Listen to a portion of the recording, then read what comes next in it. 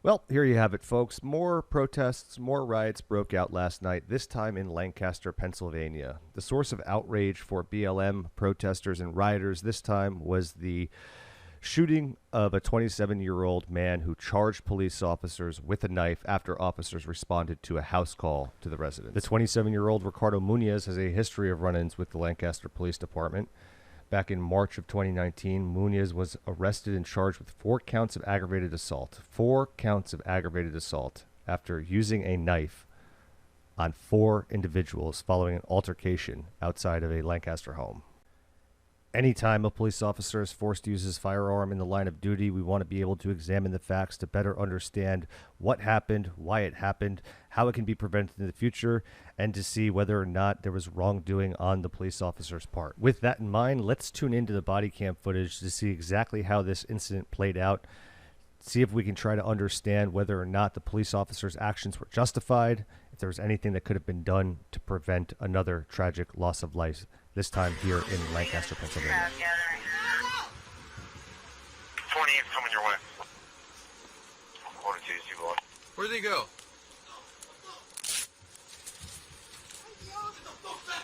Get back, get back.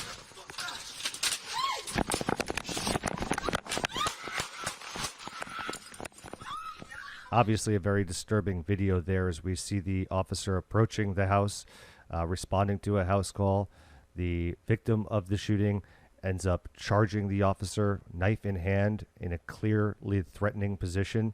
The officer, attempting to retreat and sprint away, is left with no other option but to discharge his firearm, ending the threat and killing the victim here.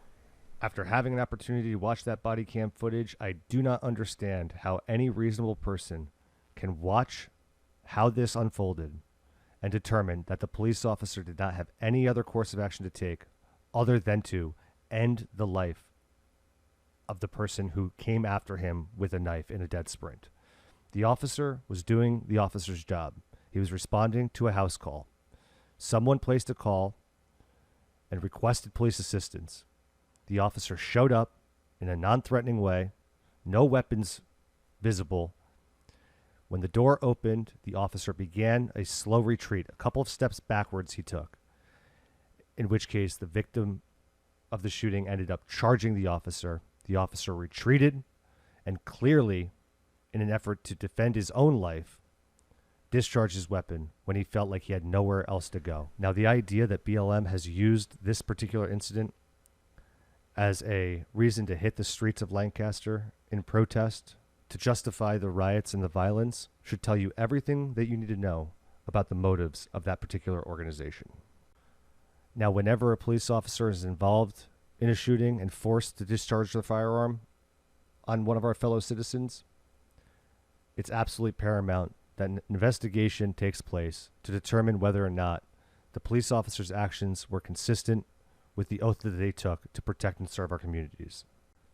Now, when we look into the data around police-related shootings, we see that the overwhelming majority, 94% of police-related shootings, involve a victim who was armed at the time of their death. And in the case of Ricardo Munoz in Lancaster, Pennsylvania, he's just another statistic that proves this point further. When you charge a police officer with a knife and your intention is to cause harm to that person, you have given up your right to due process in this country. You have given up your right to live in this country. And an officer is 100% justified in using deadly force to protect his own life. This officer was responding to a house call. He was doing his job. The victim was attempting to kill the police officer, and the police officer did what he had to do to protect himself, and he has that right. And to think that BLM is using this incident, which was fully justified, they're using this incident as a rallying cry for more protests, for more violence, for more mayhem in the streets, should be alarming to you, particularly if you're a voter in Pennsylvania. A reasonable person has to ask themselves, why was Ricardo Munoz on the street at all? Back in March of 2019, he had been arrested and charged with 4 counts of aggravated assault. for stabbing people following an altercation in Lancaster? How are you able to stab 4 people and be back at home a year and a half later as if you're not a threat to society? If I'm a police officer in Lancaster, Pennsylvania, I'm mad at my elected officials for allowing someone who has a history of violence, who has used deadly force against 4 people as recently as March of 2019. I'm mad that you put me in a position where I was forced to use my weapon on someone because they were out in the streets causing mayhem and not either in a mental institution or a prison.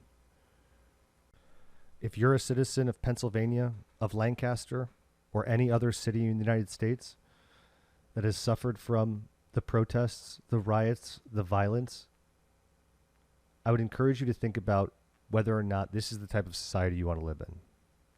We have an organization in BLM that has shown no respect for the truth in this particular situation.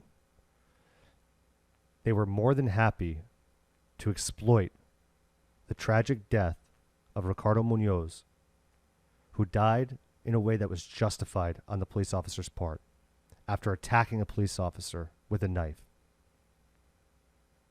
More than happy to use that situation to encourage you to hit the streets, to continue to escalate a situation that is now getting out of hand. We have open calls for riots and violence. And if you're someone who's living in Pennsylvania, Lancaster, or any other city, you're at risk of this devolving into a situation in which we cannot recover. And when you walk into the voting booth on November 3rd, you have to ask yourselves, do you want safety in your streets and an orderly society? Or do you want to hand power over to a political party that has openly embraced an organization that has shown no respect for the truth? That's what's at stake on November 3rd. And think about it carefully before you cast your vote simply along party lines. Be safe, everyone.